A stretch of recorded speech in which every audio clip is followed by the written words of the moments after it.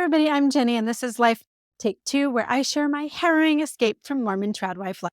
3 years before my marriage ended, my husband gave me a Valentine's card. It's really sweet on the inside. You're the one who brings comfort and joy to a day, who helps all my dreams to come true. You're the one who makes every day Valentine's Day, simply because I'm with you. Love, Jake.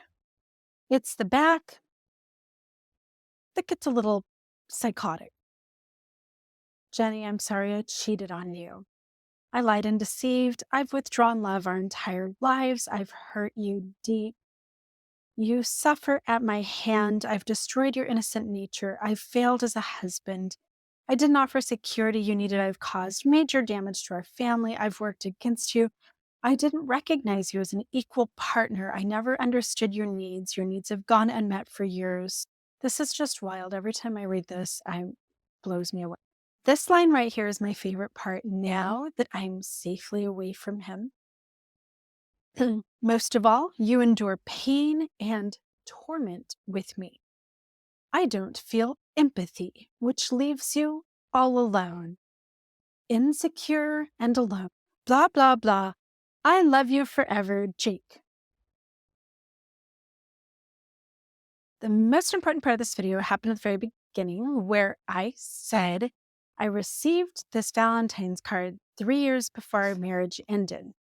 You see, after I found out that my Mormon returned missionary husband of 24 years had been having multiple affairs after I tested positive for 5 separate STDs that I never knew that I had, because I would always decline that part of my annual physical. It's like, I'm married. I'm in a committed relationship. I don't need my insurance company to spend money on that after I had received all of the antibiotic injections to treat me for those STDs.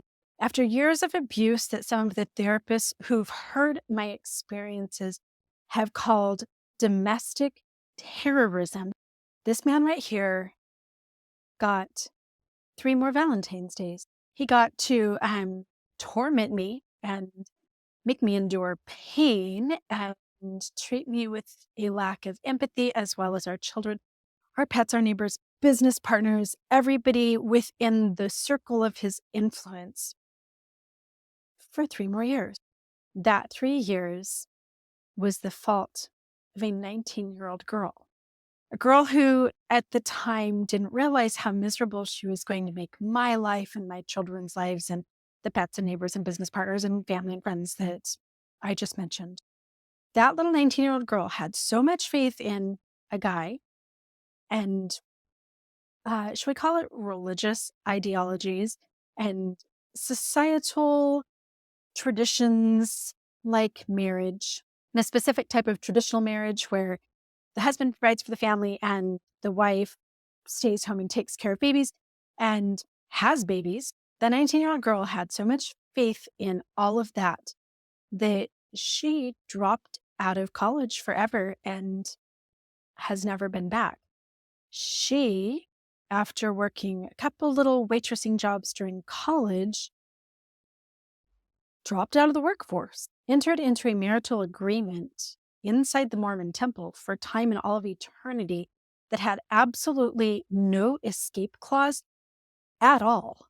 In 1995, this 19, then 20-year-old girl signed a permanent contract that was valid for infinity and beyond. And as this girl grew and their family grew, this young girl didn't push it when she said that she wanted her name on the home, but he said, there's no reason, you don't have a job.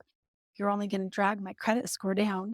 And this young mom didn't push it when he took her off his bank account and she no longer had access to money and ceased to exist at all in the financial world. She didn't want to get in a fight with a man that she was growing to fear. So she just smiled and said thank you when he handed her little envelopes of cash, because she didn't have a debit card or any other means of purchasing anything. Even though it made her feel like she was still in high school getting allowance from her dad, she let him make the decisions. After all, she had promised in that same Mormon temple under oath on her life that she would obey him. As this woman grew, she learned to quiet her internal voice that was shouting at her that this was an unstable and unhealthy relationship and that what she should do was run. But instead, she chose to have baby after baby after baby after baby, raising 5 in total, not because she loved him or necessarily wanted babies, but because she was afraid to say no to her husband and God and the Bible and all of the culture around her. And when that internal voice made her stomach and her head and her heart ache with worry over her lack of financial control or autonomy or stability, she silenced it. She told herself, "Don't worry, everything's going to be fine." When in actuality, nothing was fine, and life shouldn't be lived based on hope and wishes and good vibes. Here's a picture of that 19-year-old girl. She is me, and she made decisions that would destroy not only my life, but as a 44-year-old mom without a husband after being abandoned, the lives of all of her children, with ripple effects to other family members and people who depended on her. That returned missionary would eventually cut himself out of the picture altogether. But 3 years before the end, all of this went down, and I was unable to run. I was unable to leave. I was unable to buy myself my own tank of gas, buy the kids a pair of socks, a toothbrush, a loaf of bread. 44-year-old me was stuck with, I don't feel empathy, and you endure pain and torment with me,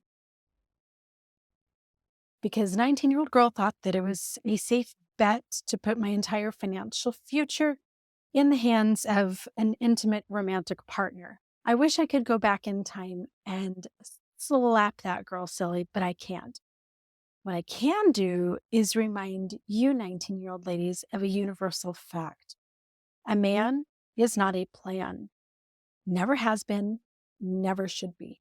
He can be your boyfriend, your fiance, your husband, your lover, your neighbor, your bestie, whatever you want him to be. But he is not your retirement, your primary source of income, your housing stability. He is not your meal ticket, especially in this new American administration that we are moving into.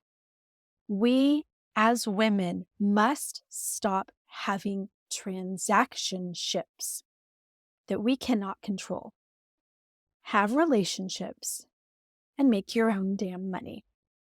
Thank you for watching. As always, I'd love for you to give me a subscribe and like, comment, and share. I try to read all the comments. Don't always answer them, but it's so great to hear your perspective. Mwah.